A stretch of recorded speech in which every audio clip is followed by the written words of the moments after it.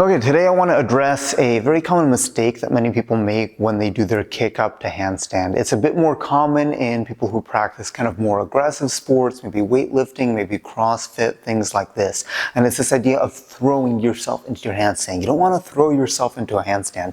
It's a subtle move.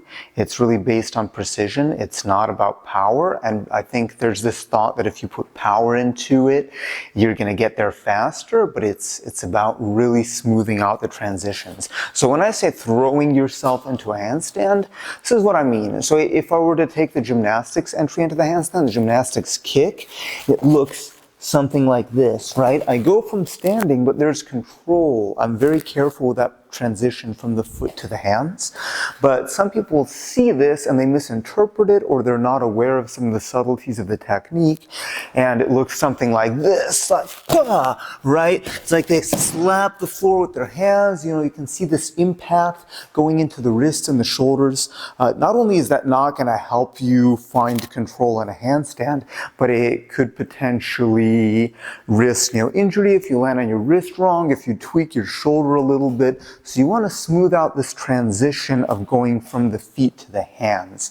And the best way to do that is to just break it down. It doesn't have to be all in one piece. And this is my recommendation when training, again, especially the kick to handstand, especially for beginners who are just kind of getting into their freestanding confidence.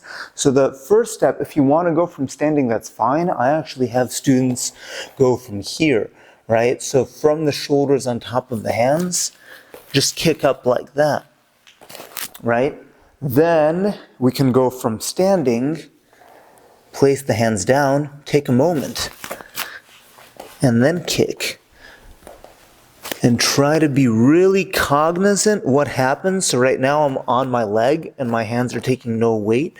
From here to here, what transition do I have to make in the body to shift the weight into the hands in a way that there's no impact in the transition? And I think of it, a good analogy I like to use, if I'm driving a car with a stick shift and I change gears and I'm off, or I let go of the clutch too fast, what happens? The car jerks, right? And you're sitting in this car, you think, man, that can't be good for the transmission. So throwing yourself into a handstand like that, not smoothing out the transition from the feet to the hands, like, whoa, that's not good for your transmission. That's not good for your joints. There's this impact. So you want to be careful with your placement. So here's the basic progression to follow, right?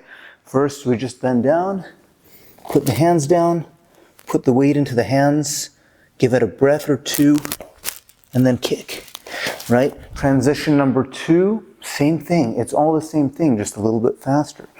So hands, shoulders, kick, right? Transition number 3, we do it a little bit faster.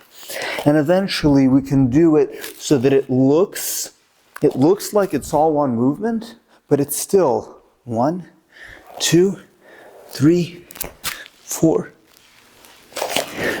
And when you smooth out the transition, you can feel the balance better. You don't have to put as much effort into the movement, into the kick. It becomes a lot softer. You take away this impact in your body, so it's overall much better for your longevity, much better for your wrists and your shoulders, and it looks better because it looks like you're putting less effort into it. And when it looks effortless, it becomes easy. So a few thoughts, but that's my advice. Don't throw yourself into your handstand. If you catch yourself throwing yourself into your handstand, slow it way down, understand the transition, understand every part of it. Enjoy, have fun, and I hope this was helpful.